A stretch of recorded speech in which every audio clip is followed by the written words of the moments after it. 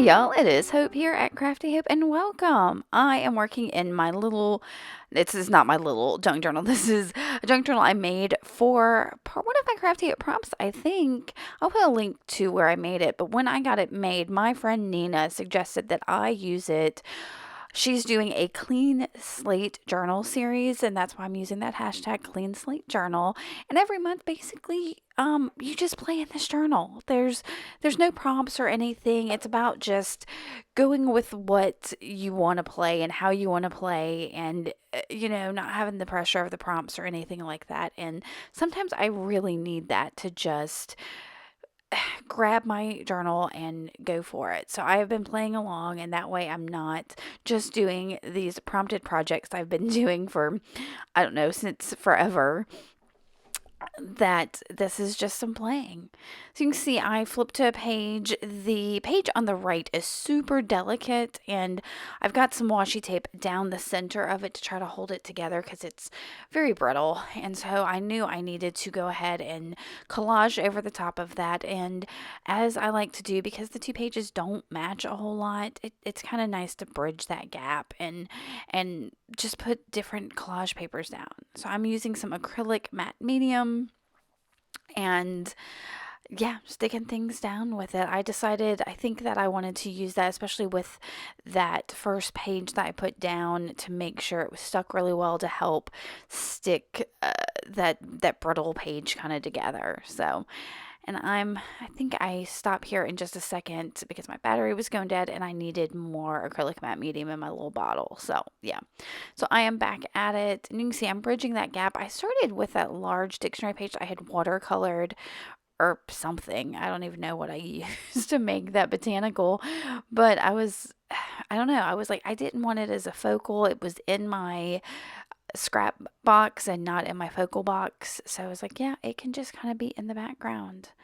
And I am sticking all kinds of things down. That is some kind of tissue paper that's got like a botanical on it. And I'm going to stick it over things. That there with the big graphics. That is the back of one of the, what is it? The Tim Holtz family photos? Found relatives, I think.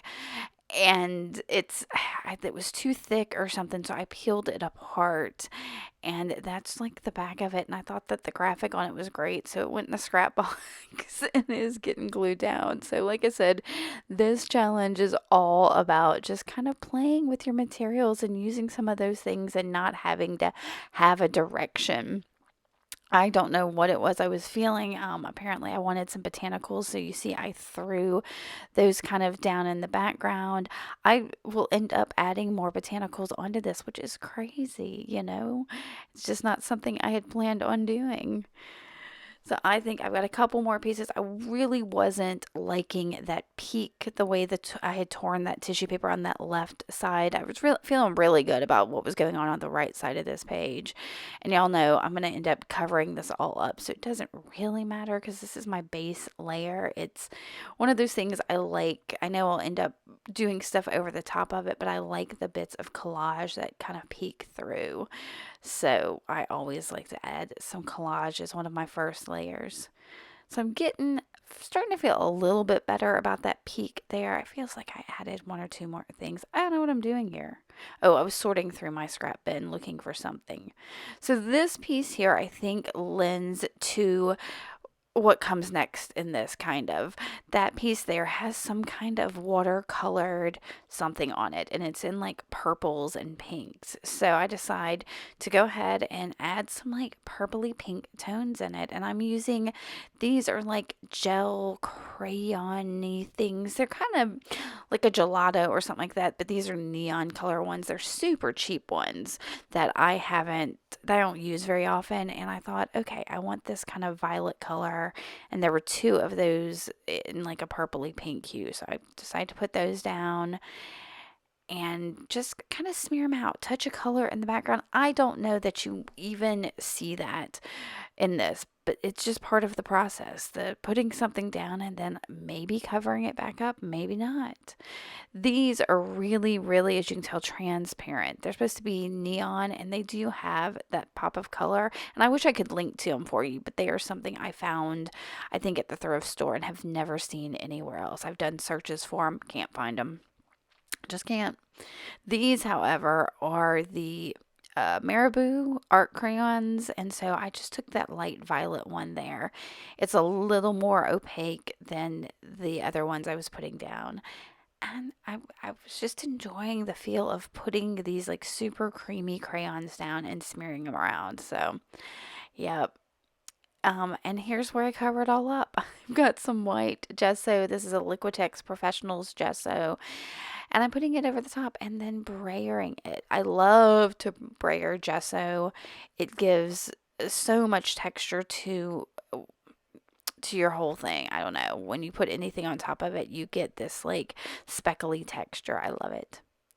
So while that was still a little wet, I decided to grab a bamboo skewer here and start scraping into it. I started making like little lines, but I was like, no, I want big lines. And again, this is something I don't know that you're even gonna see in the end product. The left page was holding the gesso a lot more than the right side was, so I just kind of went with that. I was like, no, I'm gonna keep scraping into this one until I can't scrape anymore.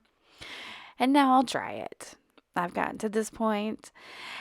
And in my like looking through some of my things, I found that I had this little spray bottle that had some of my instant coffee in it. So basically, I mixed up coffee and put it in the spray bottle. And y'all, it does not want to spray. It's like the little plastic thing inside the nozzle, that thing, I'm putting it back in there because it popped out every time I tried to spray it. So I've got it kind of drippily all over there, and I'll move this around with a wet paintbrush. So I'm just basically painting with that coffee. And this covers up a lot of that pink and purple that I had going on. You're not going to see a whole lot of the botanicals I had back there. It's, yeah. So I try again to spray it, and y'all, sure enough, that little nozzle thing, that little plastic thing in the nozzle flew out again. And I'm going to replace it because I don't know what else to do with it. I don't know. So I think that coffee may be too sticky for one of those spray bottles, but it's fun to try. And it took a little while to dry that. And once I got it dry, I grabbed my Stabilo. I was feeling like just doing some scribbling. So that is a black Stabilo all pencil. Gonna do some, I scribbled it and now I'm going to activate it. I've got a fairly small paintbrush there to just kind of go over some of those lines, most of them, but I just want this grungy, drippy weirdness. I love it. I don't know if I show it here, if I clipped it out, but at some point I flip through this journal and I think I've added coffee to every single one of the pages in this journal. Y'all, if I'm not given direction, that's what I'm gonna do is play with coffee. It's, yeah, it's one of my favorite things.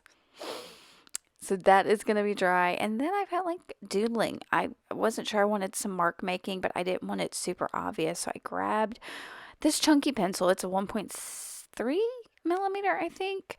Um, Papermate pencil. I love these, and I'm doing just like these little circles and then lines out from it. You can't really see it. It again just adds some texture to the background of this because I wasn't sure where I was going to go with this next. So I was like, I'm just going to doodle. I'm going to make these lines and circles, and I really love it. You can just barely see it, but it's one of those things that's kind of sitting there like makes you kind of go, what is that? What am I seeing? So, yeah, I kind of love it. And you can still see a little bit of that purple pink in the background, but mostly it's the pink that's showing. And I think you're gonna it lends to something that's coming up in just a little bit.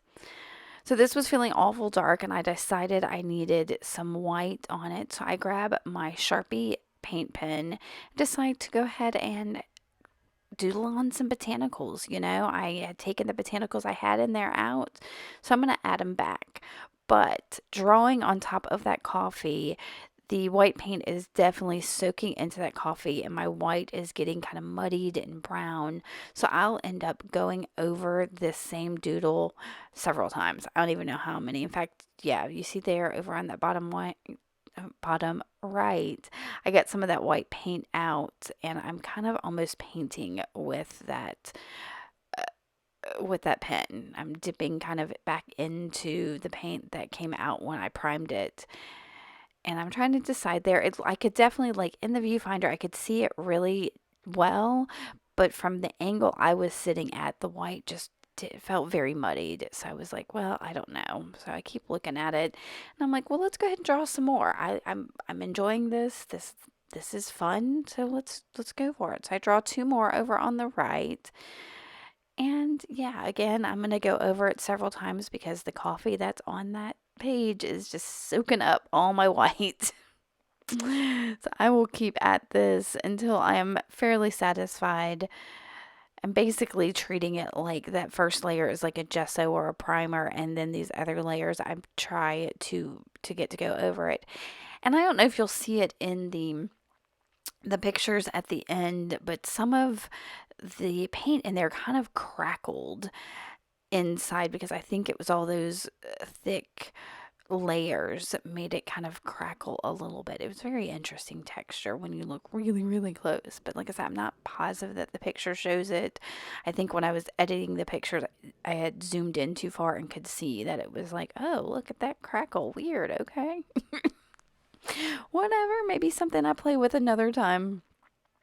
So I will dry this and I'm going to come back in, and I know it's time for me to kind of work on a focal. So something told me I need to use these Tim Holtz label stickers, but I wanted to make a little stack of some of the scraps I've got on my desk. My iCads this year, that's index card a day. I'm learning embroidery stitches. So I've got all of these little bits of fabric that are getting piled up on my desk from me tearing down some of the fabrics I've been using. So I was like, you know what? I need to use some of these. So I've picked up some of those along with, I think there's a bit of a book spine, like a bookbinding spine that's in there. And I'm just going to make a quick stack of this. I believe I might. Do I pull in any adhesive? I'm trying to remember because some of those fabrics weren't cooperating with me. Yeah, and I was like, well, I want this side, and I like how it's frayed here, and I just wanted the texture of all of that. I know this page has already got so much texture on it. It really doesn't need any more, but this is one of those things that my hands just felt like they wanted to sew together these bits of fabric. So I was like, I'm gonna do it. And you could see I turned and twisted that all different ways to kind of figure out how I wanted it to go. And now I'm going to just tack it down with some Fabri-Tac, and that is probably overkill. I probably could have just as well used my like a glue stick or something just to get it down, because I am going to stitch a lot of this together. Now, I don't think I glued down, no, that little piece of book spine. I didn't glue it on there. So I went and grabbed some thread. I decided on this bright, bright pink because I've got those pinks and purples in the background. I put it on a needle, and now really, y'all, I'm just going to make some little seed stitches. These are just tiny little stitches that are going to be scattered like seeds on my little stack. And I really just wanted to put a bunch of them right there where I had like that book spine, but I end up moving around on that little stack. I don't know why I'm struggling with the words here, but I end up moving around on that stack. I think in a second here, I'm probably going to stop and stick my sticker down so I have a better idea of where it goes, but I could be mistaken. We're going to take this journey together, y'all. I promise I just did this. And I'm like, wait, when did I stick that on there? And I still hadn't quite decided where I wanted to put it on the page, but it's obvious it needed to go in that upper right there because it's the open space in there. Everything else would cover up my botanicals. So I look over those stickers for a while and finally decide on the one that says "You be you," or "You do you," duh. And I really like that. So I've stuck it down. It is super sticky, and I didn't have it quite where I wanted. I wanted some more of the layers to show, so I'm going to move it down a little bit. And that leaving that open space at the top left me the opportunity to add stitches across that area. So again, these are just little tiny stitches. It might have been more effective if I had broken down that thread from the 6 strands to maybe 3 or 4 instead, but it's fine. I really like this in the end. So once I get satisfied with how many stitches are on there, I will tie this off just a little. I don't even think I tied this off because I knew I was going to glue it down. I think I just run the stitch through the back of the fabric there and trim it off.